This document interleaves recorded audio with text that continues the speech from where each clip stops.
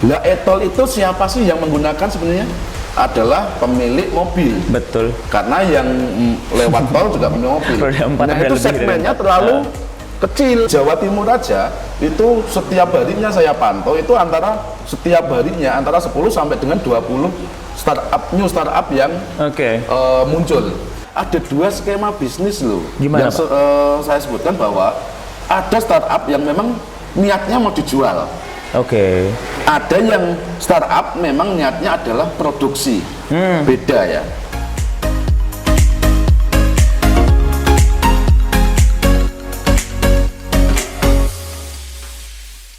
Halo, balik lagi di sini di Amal Bastian Talk. Nah, kali ini kita akan ngomongin sesuatu yang sedang tren saat ini. Udah tren beberapa tahun yang lalu sih. Cuma perkembangannya seperti kata Wapres itu naik terus signifikan sekali. Kita ngomongin startup. Nah, saya dapat informasi nih, majalah CEO World merilis daftar negara yang paling ramah untuk perusahaan rintisan atau startup pada 2019 dan hasilnya negara kita Indonesia masuk atau menduduki peringkat 33 dari 62 negara. Lumayan kan? Kita tinggal naik lagi, kita menggali mereka-mereka yang punya ide kreatif sekaligus untuk memecahkan masalah yang ada di sekitar kita, yang ada di masyarakat. Nah, kalau udah ngomong startup tentu saja kita berbicara mengenai siapa pelakunya. Hari ini saya akan mengajak Anda untuk lebih pintar lagi untuk lebih tahu seperti apa startup yang ada di Indonesia. Bersama dengan Pak Bagus Cahyono, beliau adalah Executive Vice President dari PT Bima Sakti Multisinergi. Pak Bagus, ya, hai, apa kabar Pak? Alhamdulillah baik. Luar biasa sekali. Siap, Mas Amal. Terima kasih ya. Masuk di vlog saya Pak. Semoga berkelanjutan nih kalau udah ngomong kayak gini. Pak Bagus sebagai Executive Vice President di PT Bima Sakti Multisinergi. Sebelumnya kita ingin tahu juga PT Bima Sakti Multisinergi itu apa, Pak? PT Bima Sakti Multisinergi itu adalah sebuah perusahaan yang berkecimpung dalam bidang e-payment. E-payment itu electronic payment yang produk-produknya adalah termasuk untuk cashless society itu sendiri atau e-money. Jadi kalau misalnya di kita ada salah satu lisensi Bank Indonesia kita, itu adalah Speedcash. Itu yang menggawangi untuk cashless society itu sendiri. Kalau perkembangan di Indonesia juga nomor 33 itu juga wajar. Kebanggaan loh bagi kita kan ya startup. Iya. Karena dari internal data transaksi kita aja itu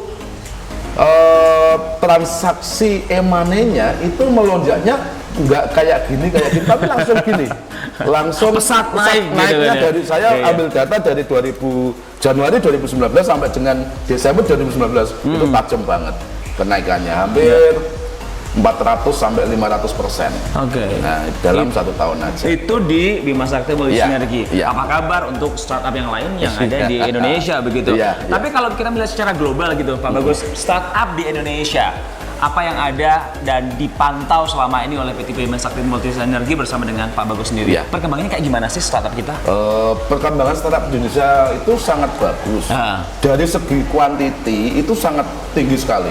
Di Jawa Timur aja itu setiap harinya saya pantau itu setiap harinya antara 10 sampai dengan 20 new startup yang muncul.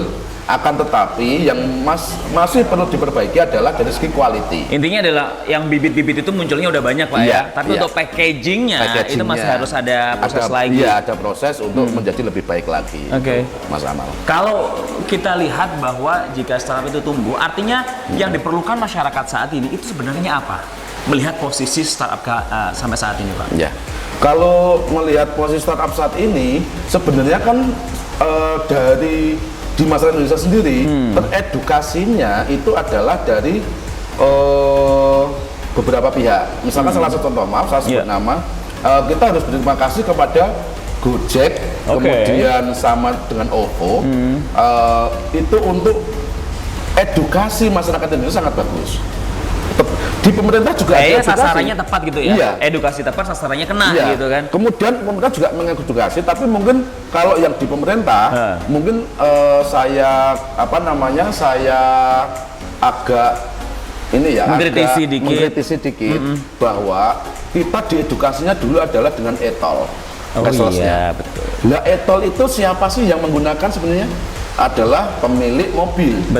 Karena yang lewat tol juga punya mobil. Roda 4 nah itu segmennya terlalu kecil dan juga terlalu terlalu high kan gitu, sehingga kalau beda dengan yang di China itu kan mereka mengedukasi masyarakatnya itu dari pedagang pasar. Wow. Sehingga kalau pedagang pasar itu sudah mengakomodir cashless, otomatis distributor pasar akan menyesuaikan dengan cashless juga. Untuk apa? Untuk memudahkan dia menyatukan sistem pola pembayaran dengan si pedagang pasar dan naik. Artinya cakupan pasarnya, cakupan pangsa pengguna startup itu lebih luas karena masyarakat langsung, tidak hanya segelintir masyarakat saja. Tidak segelintir masyarakat saja. Oke. Dan itu akhirnya yang dilihat pemerintah juga tidak, Pak? Atau pemerintah saat ini bekerja sama dengan lembaga swasta terus mengedukasi masyarakat tentang keberadaan startup ini? Iya. Nah, sebenarnya pemerintah punya yang sangat besar untuk membantu para startup ini menjadi lebih berkualitas. Tetapi masih saya sebagai seorang pengamat ya dari startup ini, masih banyak pemerintah belum menindaklanjuti startup yang bagus. Yang paling perlu diperbaiki adalah mungkin kecepatan dalam regulasi, kecepatan kepengurusan regulasi itu sendiri. Itu mungkin perlu izin, birokrasi dan sebagainya harus dipercepat. Gitu. Dan juga bukannya selama ini dimudahkan ya oleh pemerintah ya. Kalau ngurus apa yang ada kaitannya startup, pemerintah turun langsung. Masih kurang banter gitu, kurang cepat ya. Sudah ada lumayan bagus dibandingkan dengan beberapa tahun yang lalu. Sekarang udah bagus, tapi itu masih kurang untuk spreading gitu loh. Untuk kecepatan masih kurang. Nah, yang perlu diperbaiki adalah juga dari pemerintah adalah mengakomodir atau mendata mana startup yang berkualitas. Itu diperlukan. Artinya tidak gebiah-uyah semua startup dipandang sebagai suatu kemajuan bangsa, tidak ya? Tidak. Harus difilter dan dipilih juga. Karena ada dua skema bisnis loh. Gimana, yang saya sebutkan bahwa ada startup yang memang niatnya mau dijual. Ada yang startup memang niatnya adalah produksi. Beda ya.